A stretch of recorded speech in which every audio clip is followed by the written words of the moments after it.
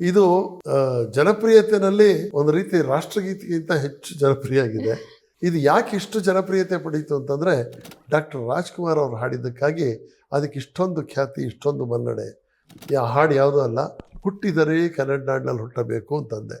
ರಾಜ್ಕುಮಾರ್ ಸ್ವಲ್ಪ ತಡೀರಿ ಅಂತ ಬಂದು ಸ್ವಲ್ಪ ಅಂತ ಅಂದರು. ನಾನು ಹಾಗೆ ನಿಂತ್ಕೊಂಡೆ.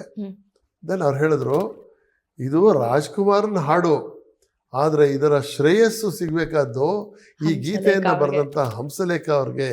ಆ ಹಾಡನ್ನು ಅವರು ಕಂಪೋಸ್ ಮಾಡಿದ್ದಿದೆಯಲ್ಲ, ರಾಗ ಸಂಯೋಜನೆ ಮಾಡಿದವರು ಅವರೇ. ಅದರ ನಿಜವಾದ ಕೀರ್ತಿ ಅವ್ರಿಗೆ ಸಲ್ಲಬೇಕು. ರಾಜ್ಕುಮಾರ್ ಅದರಲ್ಲಿ ಒಬ್ಬ ಸಿಂಧುವಿನಲ್ಲಿ ಬಿಂದು, ಅವನೊಬ್ಬ ಅಷ್ಟೇ. ಎಲ್ಲರೂ ಸೇರಿ ಮಾಡಿದಂಥ ಹಾಡೋದು ಅಂತ ಹೇಳಿ ಆಮೇಲೆ ಅವ್ರು ಶುರು ಮಾಡಿದ್ರು. ದಟ್ ಈಸ್ ನೋಡಿ, ಅವರು ತಮ್ಮದಲ್ಲದೇ ಇರೋಂಥ ಕೀರ್ತಿನ ಒಂದು ಕ್ಷಣಕ್ಕೂ ಅವರು ತಗೊಳ್ಳೋದೇ ಇಲ್ಲ, ಅಕ್ಸೆಪ್ಟೇ ಮಾಡೋದಿಲ್ಲ ಅವರು.